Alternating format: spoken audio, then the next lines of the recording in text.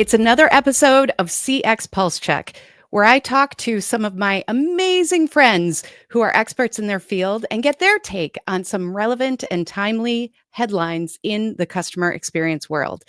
Today, I'm so thrilled to bring with me none other than Neen James. Neen, how are you? G'day, what a treat to be back on your show. Like being with you and seeing what you've evolved this into, amazing. It's a privilege to be back with you. Well, thank you so much. We're so honored that you're here with us.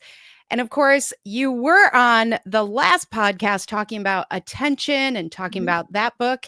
You have an exciting new book coming out. I would love for you to share. Yes, tell us all about it. So this is called Exceptional Experiences, which I know your listeners and your watchers will love.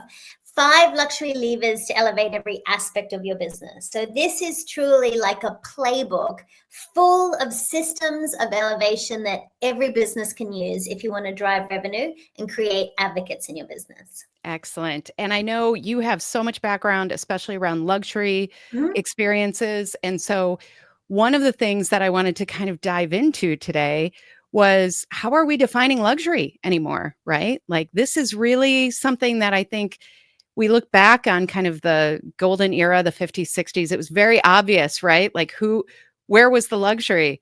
Right. And now I think we're all defining that a little differently. So how would you define that? How would you define luxury? I think the word is very divisive because I think, honey, there's still a leftover thought of elitist and not approachable. And I believe that people define luxury very differently. I have a friend and he defines it by the luxury of time, others by texture and feel.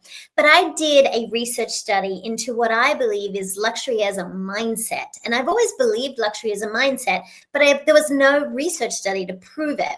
So I commissioned the only research study of its kind in the world to discover there's not just one, there's 4 mindsets. But before I get into that, what we discovered is there were 5 key characteristics that everyone surveyed agreed on.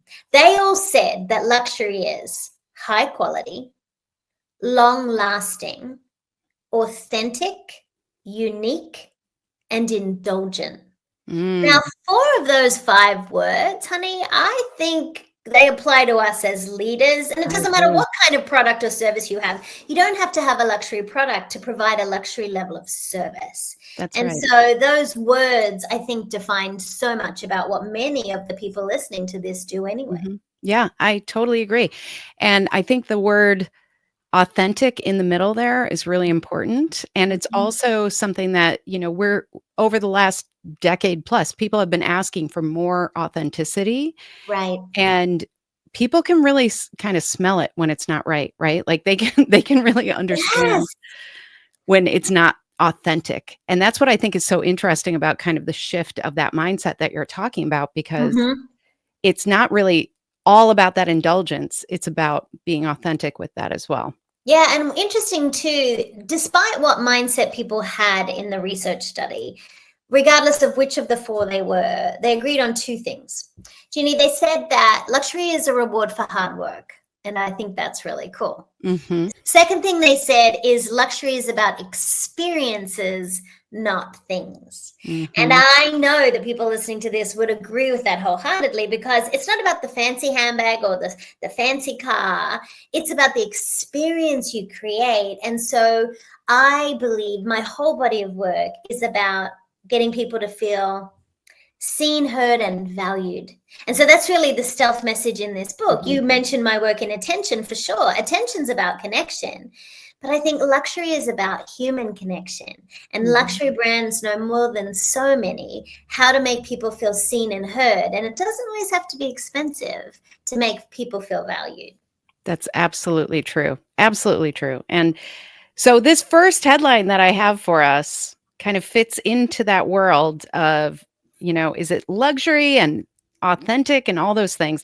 This is about a trend that is really about going to authentic experiences and this article from Investopedia actually points out this is kind of for the wealthy, but the headline is luxury travelers prefer spending thousands on authentic, Nona's kitchen over lavish hotel suites.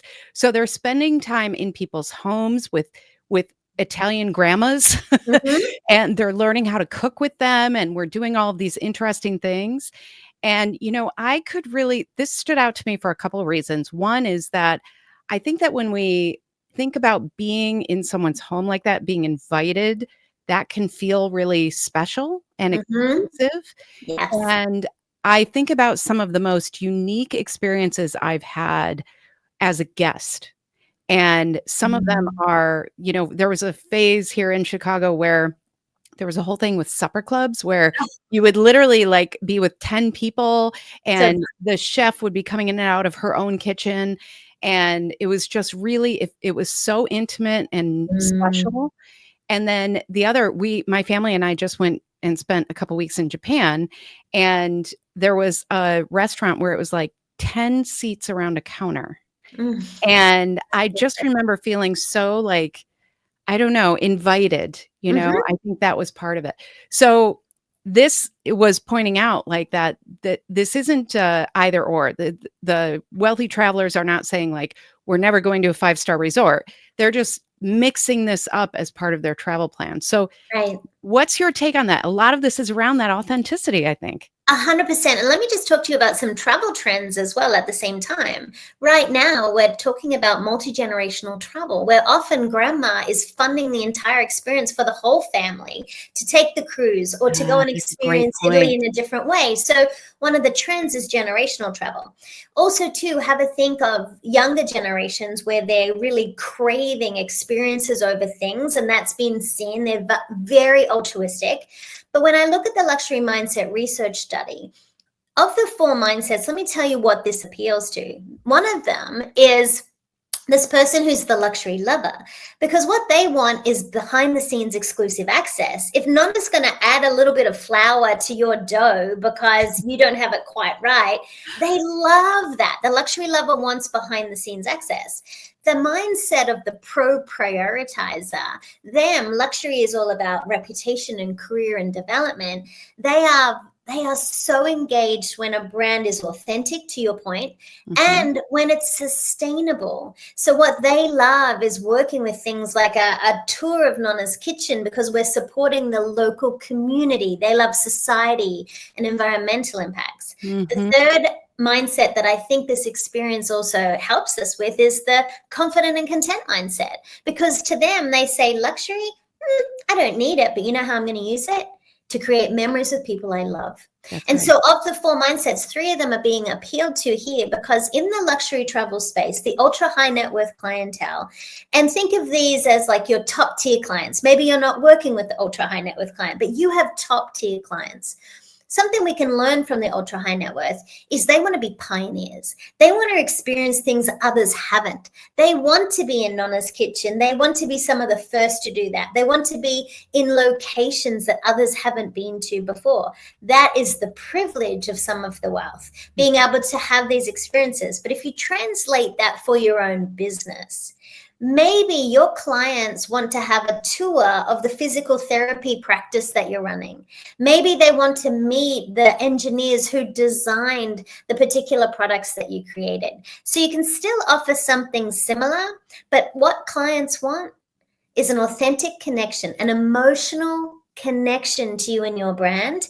Now, one of the other things that this article is brilliant at is it engages all five senses. And Mhm. luxury brands are genius at this. So the taste of the actual pasta that you're making, the feel of the dough, as known as adding that extra kind of flour, the smell of the garlic that is all crystally, oh, it's just delicious. So when you think about these authentic experiences, what we can also think about as brands is how do we bring more of the five senses in to elevate Mhm. that experience? Yeah, for sure, for sure. One of the things I've talked about sometimes is I have this really strong memory of the first time I ever walked into an Aveda store Mm. because of the scents, but then they offered me tea. They came up and said, "Would you like a cup Mhm. of comfort?" And it's called comfort tea. And Perfect. it was just one of those things where I was like, "Where am I? And can I live here now?" Like, this I So, love it. but I do think like there is so much that can be evoked when we really tap into kind of the whole person, right? And Oh, that's part of it. yes.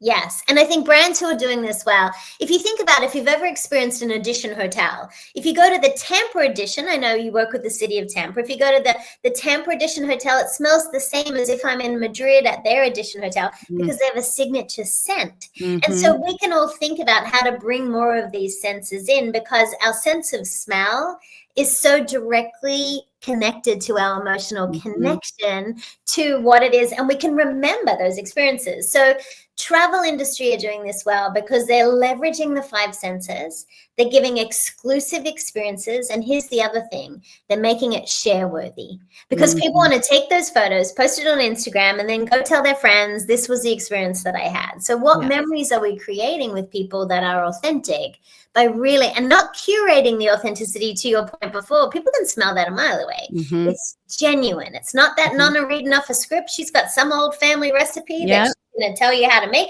She'll probably tell you about the mistakes that have happened along the way, and you'll be part of that Mhm. conversation rather than a presentation. Yes. Yes, that's well said, well said.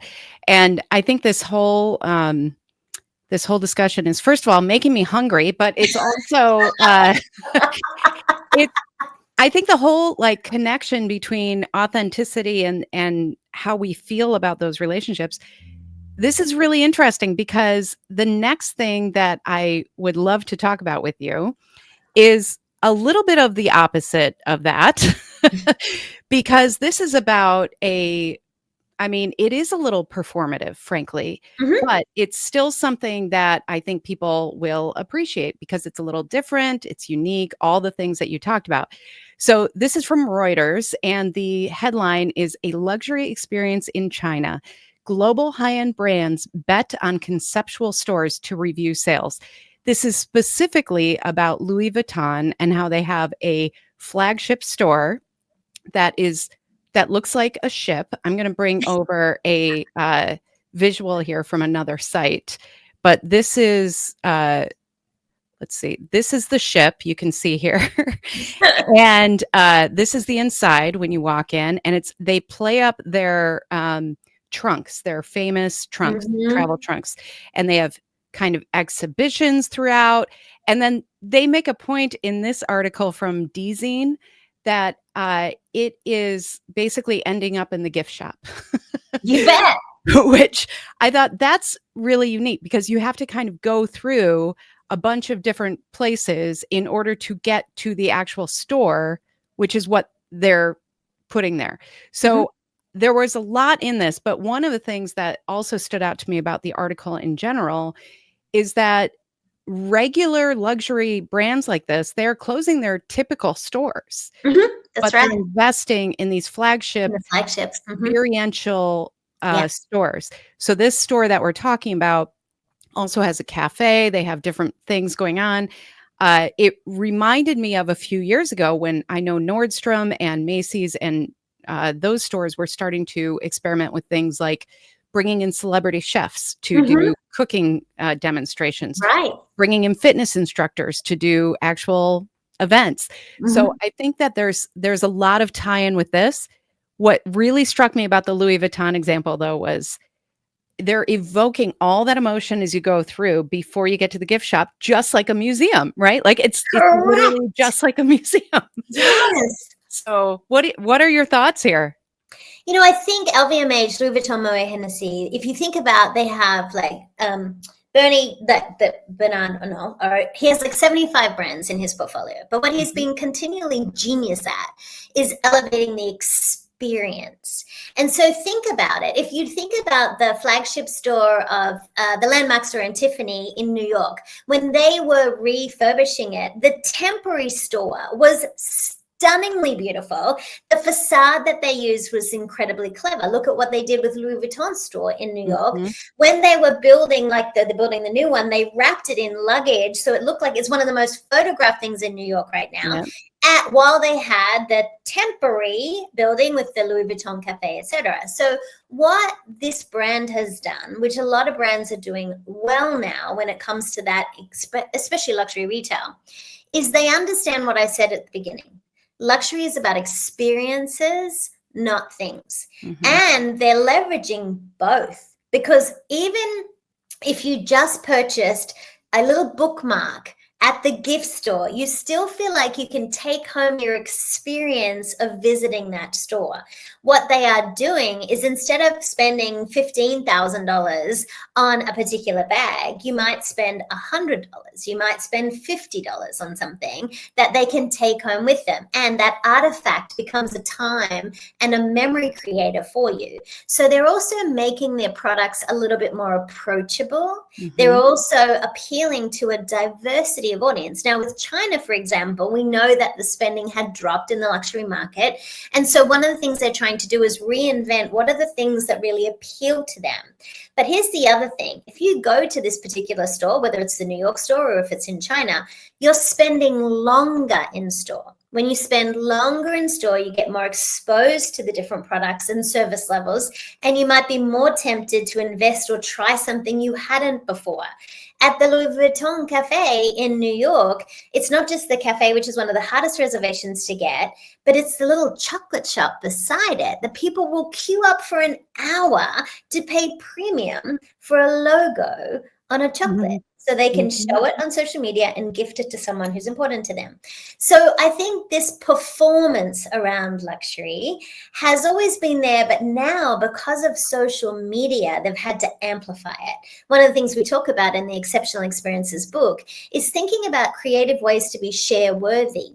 Now, hoteliers, retailers, tour operators, restaurants, they're creating Instagrammable spaces because they're hoping that the people who are visiting their premise will then Mhm. take photos and share it. So they're literally, like, the chefs all know that the camera eats first now, because we want to photograph the plate before we even take a sip That's right. or a bite, because we want to share it with our friends, right? That's right. So the performance of luxury has been elevated like theater, like a museum. It's all part of the cultural experience. I love it. I love it. And I think the point about uh, Instagram is so interesting too, because I think now some places are trying to find that balance because they're having too much of that and Ugh. not enough purchasing or not enough. There was that cafe, I think it was in New York, really quaint little neighborhood cafe, and they were just cute. It was super cute. And they had to actually say, like, you are allowed like one picture basically because they were having a backlog of I people love this. who were setting up lights, and they were ordering one coffee and staying there for 5 hours and Oh, taking a table. So they really had to kind of say, "That's not why we're here. We love you mhm, sharing. We appreciate that you appreciate the decor, but mhm, we're here as a coffee house for the neighborhood." And they right. really kind of put their foot down. But the fact that you and I are talking about that also shows that that was kind of a brilliant move too. Share So worthy, correct. There's a client that I have, and people, it's a beautiful premium hotel, and people love to take a photo on the staircase. It's a very famous staircase. What they realized was people were making reservations, coming in, taking a photo, canceling the reservation, and no. then leaving. Yeah, because it is a very premium location Mhm. and it's an exquisite staircase.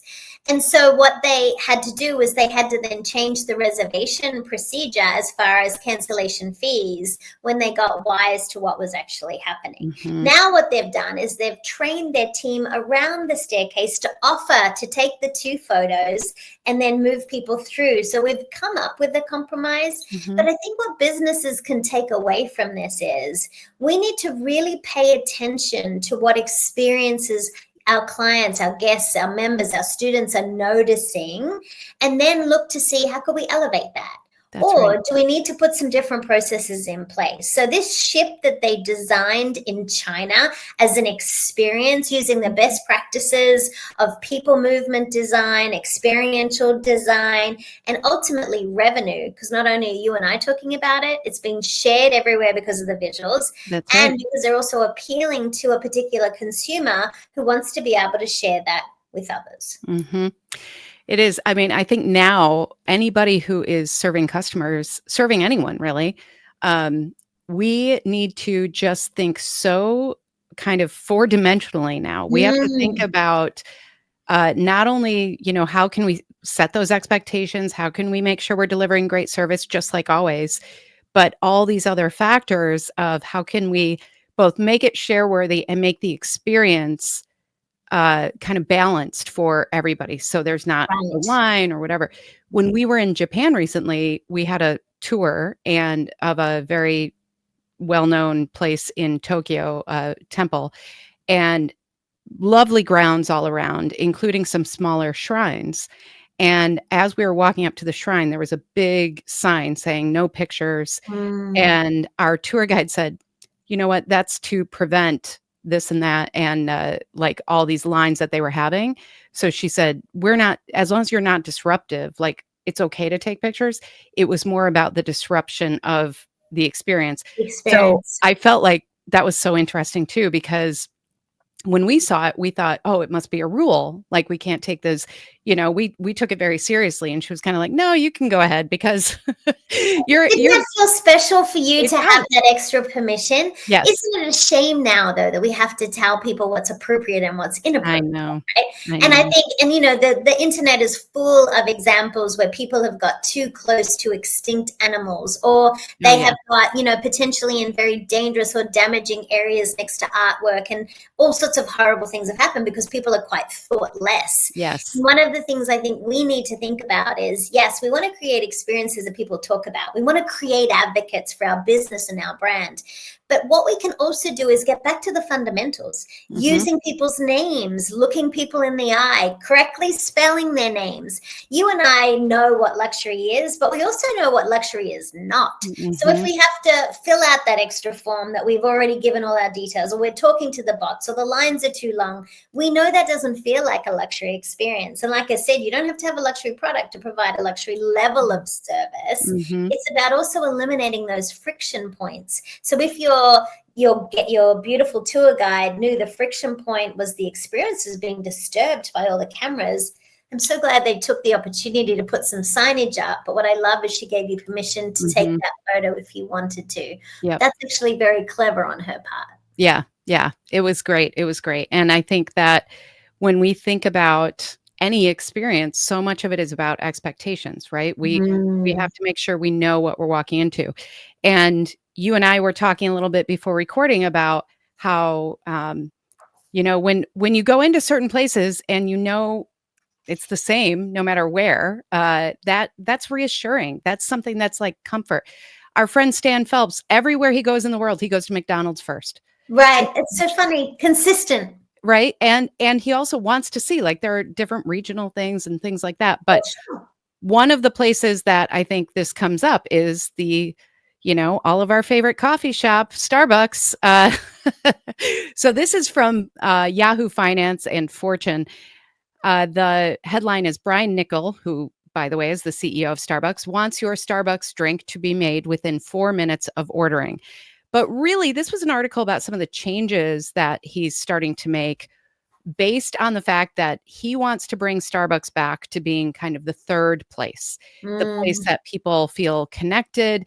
He got a lot of positive response when he talked about buying 200,000 Sharpies because he wants them to go back to writing your handwritten name note. Mhm. and different things like that. But he also recognized, and I'll give the last CEO some credit here because this was recognized that the wait time because of mobile orders and because of drive through and because of all these things, wait time was getting pretty crazy. There were some Out reports of that it hand. was up to 40 minutes in some Nope. locations. Just nope. No, That's a hard exactly. pass for Yeah, me. exactly. In fact, you owe me like time now. I'm not sure how, but uh, I let he talked about 4 minutes, and there were a couple things that stood out to me. One is I like that he's trying to achieve this balance of connection, of like being that place, and also recognizing, you know what, speed is important, efficiency is Mhm. important. That is part of the experience. The Right. other thing is he's talking about 4 minutes. I don't think that's based on data. I think he just came up with that number. I think he just, as far as I could tell, which Sure. I think is great because he's basically putting a line in the sand and saying, let's go for it. Mhm. And it reminds me of some of the great, like, stories of, how Porsche decided one day that they were gonna be in racing and decided to win the race. Like, he just announced it, and Mhm. everybody had to go with it, and all these different things.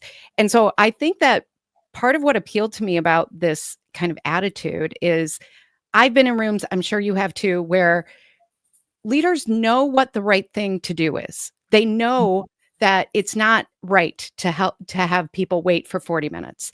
But they say things like, "Well, I guess we'll, survey, or we'll find out what the ideal time is." Like sometimes we spend so much time and effort on research that we're not actually just making things happen for our customers. And Right. so that's what really stood out to me about this. And then he also branded all this as the green apron experience, and I Naming it. loved that too. So Mhm. all of those things, I'm always like rooting for Starbucks. I hope they do well. So I'm curious about your take on all of those little changes. One of the things that I talk about regularly with my clients, whether it's in the consulting arrangements I have, whether it's as a keynote speaker, and we talk about this a little bit in the book, and that is that we have this opportunity to move our client relationships from transactional to transformational. Mhm. What Starbucks has been having this situation is very transactional. I order, I pick up, there's no connection with anyone, right? What they're trying to do, he's trying to create a transformational experience where he wants these people to be advocates of his brand, and using something like green apron service by naming it, he also wants to ensure people understand what he's trying to achieve. Some people want a transactional relationship with the brand. They want to be able to drive up, get their coffee, and move on with their day. Mhm.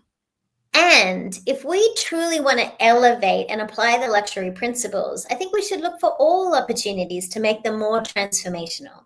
So if speed is going to be important, which so many people, luxury of time is one of their number one Yep. luxuries, right? Yep. So if that, we know that that's important, you can still do that transaction with a transformational luxury approach. And the way you can do it is, yeah, you can bring back the Sharpie and handwrite the name, or put a smiley face on the cup, or look someone in the eye. We Mhm. can do that, and it takes moments. What I think we need to think about is, I say this all the time, I think we have to think like a concierge, not a bellhop. Hmm. See, a bellhop is going to quickly move your bags through the foyer and get them to your room, and we want efficiency. We love that. A bellhop is vital to the hotel operation. They're going to move bags. A concierge is going to create moments, because they're going to Mhm. anticipate needs you didn't even know you had. They're going to suggest that fabulous restaurant. They're going to give you that ticket to that private event that you wanted. And as leaders, we need to think like a concierge, not a bellhop.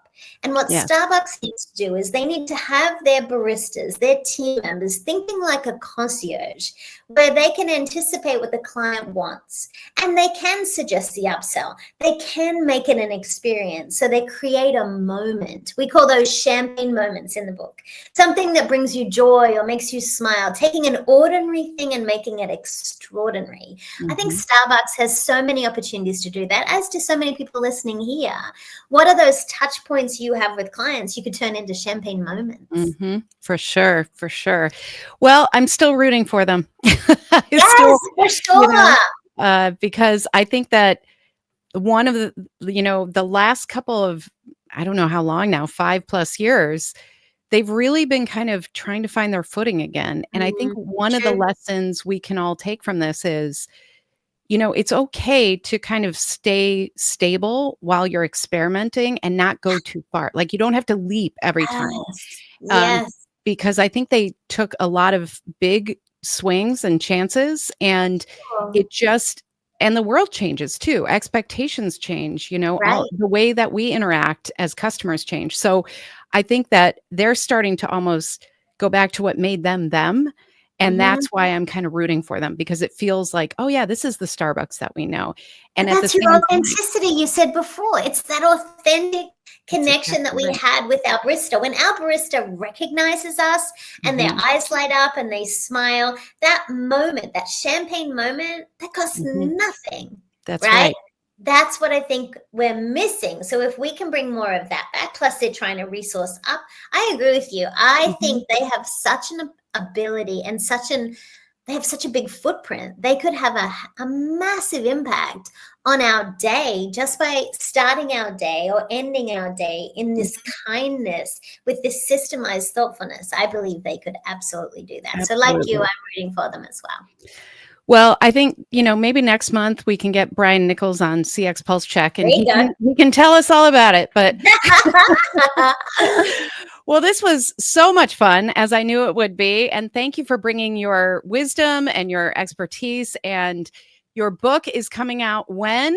October 14th, Exceptional Experiences.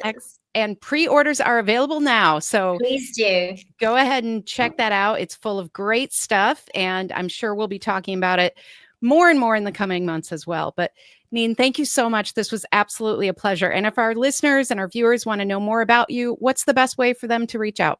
Please connect with me at neenjames.com. You can follow my adventures every day on Instagram at Neen James, or reach out to me directly on LinkedIn. Thank you for having me on the show. I love what you do in the world. It was a privilege to be your guest. Thank you so much. Well, thank you. And thank you for listening and for being here week after week with the Experience Action podcast.